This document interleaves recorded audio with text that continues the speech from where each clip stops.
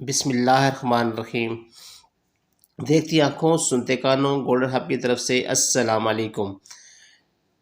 آج ایک پرسرار کہانی لے کر آپ کی خدمت میں دوبارہ حاضر ہوئے ہیں، تو آئیے چلتے ہیں آج کی کہانی کی طرف۔ میرا تعلق حیدرآباد سندھ کے علاقے اسلام آباد کے نزدیک ٹنڈو یوسف قبرستان کے روڈ کے واسطے سے ہے۔ ہمارے علاقے کے وہاں کی ایک دکان پر بہت پرانی اور قدیم ہے، جو سالوں سے بند پڑی تھی۔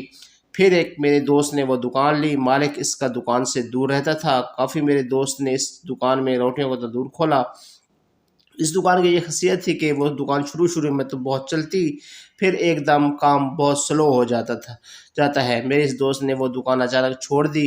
اس کا کہنا تھا کہ میں بہت پریشان ہو گیا تھا، زیادہ کام چلنے کے باوجود پیسے نظر نہیں آتے، ایسے لگتا ہے کوئی پیسے نکالتا ہے، اور صبح جب میں یہ دکان کھولتا ہوں تو ایسے لگتا ہے جیسے رات بھر یہاں کوئی ہوتا ہے۔ میں نے اس کی بات نہیں مانی، اور اس کے بعد وہ دکان اور کافی لوگوں نے کھولی، پر وہ دکان 2 یا 3 مہینے میں ہر کوئی خالی کر دیتا تھا۔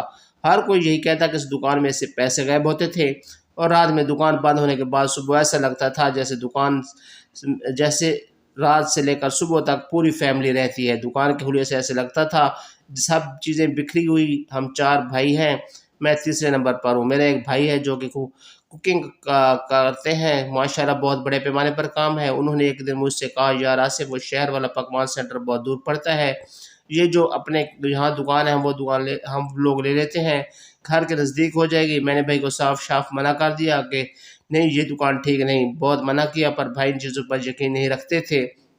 میرے بہت منع کرنے کے باوجود بھائی نہ مانے۔ ہم نے وہ دکان لے لی۔ ریٹ پر کام شروع میں بہت اچھا چلا۔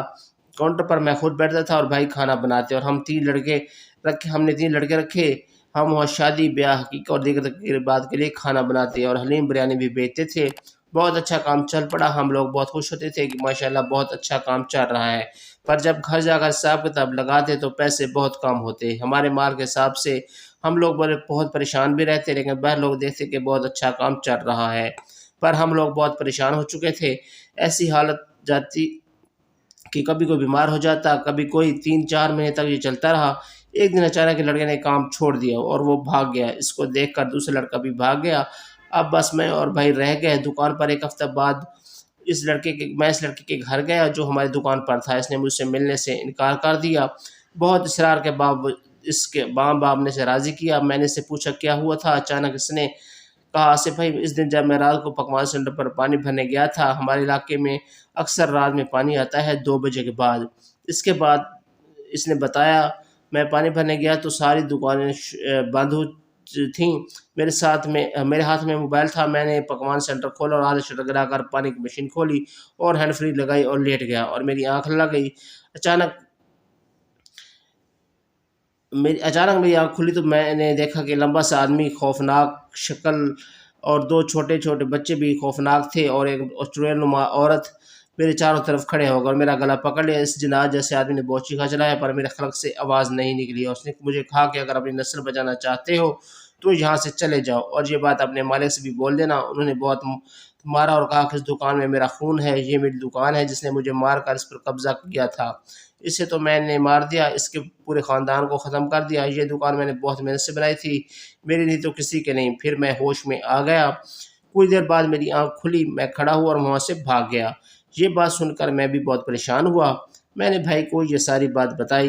بھائی نے کہا، اتنا پیسہ لگایا ہے اس پر، سامان سے ساری دکان بھری ہوئی ہے، ایک دم کیسے چھوڑیں؟ اس کا علاج کروائیں گے۔ پھر بھائی کا ایک دوست عامل ہے، وہ ایک رات میں اور عامل صاحب وہاں رکے یہ دیکھنے کے لیے کہ کیا ماجرا ہے۔ رات کے 2 بج گئے، دکان میں اور عامل صاحب تھے۔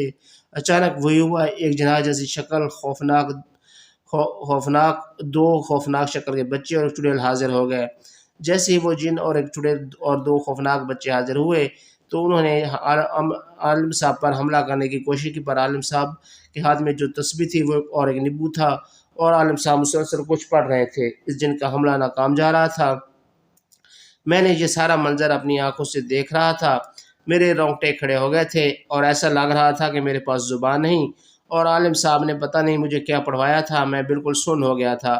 عالم صاحب نے کہا، اس سے چپ چاپ یہاں سے چلے جاؤ، جس نے تمہارے ساتھ ظلم کیا تھا تم نے اسے مار دیا، اب اور بے گناہ لوگوں کو کیوں تنگ کر رہے ہو؟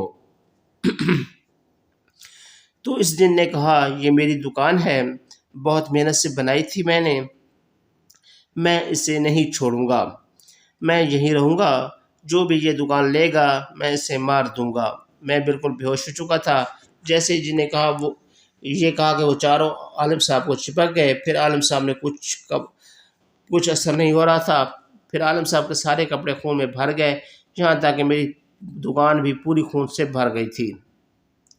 عالم صاحب نے جو ان کے ہاتھ میں نیبو تھا وہ کاٹا، اور ایک ان کے ہاتھ میں چھوٹی سی بوتل تھی، اس میں نیبو ڈال کر ان کے اوپر ڈالنا شروع کر دیا۔ وہ چاروں اس پانی کے گرتے ہی زمین پر بیٹھ گئے اور اٹھنے کی بہت کوشش کی پر اٹھ نہیں پا رہے تھے۔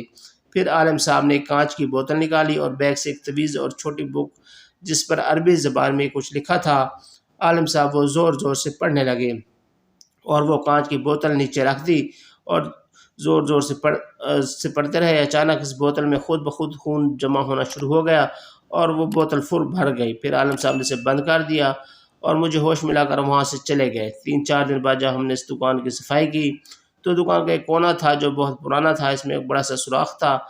اس میں نے کھودا تو اس میں بہت سارے پیسے تھے۔ پھر مجھے یاد آیا جو کہ آپ کو میں پہلے بتایا تھا کہ وہاں سے پیسے غائب ہوتے تھے۔ میں نے وہ سارے پیسے نکال کر عالم صاحب سے پوچھ کر اس مسجد میں دے دیے۔ آج اللہ کا شکر ہے میری دکان بھی بہت اچھی چل رہی ہے۔ اس دکان میں اب کچھ نہیں ہے، اب سب اچھا چل رہا ہے۔ تو ناظرین محترم، یہ تھی ہماری آج کی کہانی۔ امید ہے آپ کو پسند آئی ہوگی۔ اس کے ساتھ ہی ہمیں دیجیے اجازت۔ بہت جلد ایک نئی ویڈیو کے ساتھ دوبارہ آپ کے سامنے میں حاضر ہوں گے۔ تب تک اپنا اور اپنے پیروں کا رکھے بہت سارا خیال۔ بہت جلد ایک نئی ویڈیو کے ساتھ دوبارہ ملیں گے۔ چینل کو سبسکرائب کرنا نہ بھولیے تاکہ ہم اسی طرح بار بار ملتے رہیں، اور ہماری اچھی اسٹوری جو ہم ڈیلی اپلوڈ کرتے ہیں وہ آپ کو بر وقت ملتی رہیں۔ بہت شکریہ۔ اللہ حافظ۔